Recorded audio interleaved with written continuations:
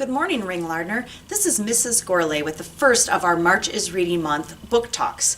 Today I'm going to talk to you about On the Come Up, written by Miss Angie Thomas. She also wrote The Hate U Give, which many of you have read and or seen the movie in the theater. The Hate U Give was a really amazing book, one of my absolute all-time favorites, and it discusses race relations and how it affects students and young people today.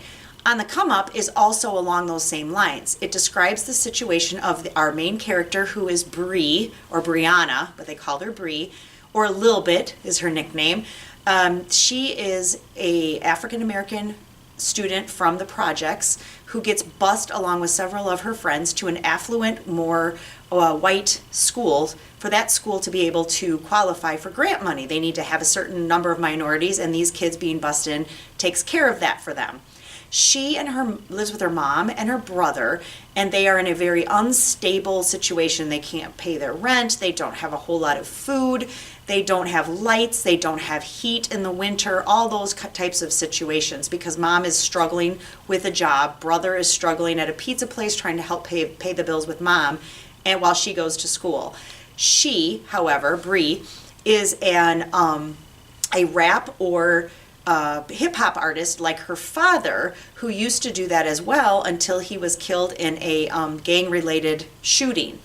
And she inherited this gift of rhyming words and putting phrases together, etc., from her dad. And she believes that that is her way to help her mom, and her brother get out of the situation that they're in, that she's going to become a star. So it talks about the types of situations that happen in the neighborhood where she lives, what happens with her family members, and how she deals with all of that in juxtaposed with the school she goes to, which is a completely different situation. It talks about how she handles all of the stress and the pressure of being singled out because of her race at her school, which is not always a good thing for sure. So this is all about her situation, and the most intriguing part is at the very end, because there was a serious cliffhanger at the end.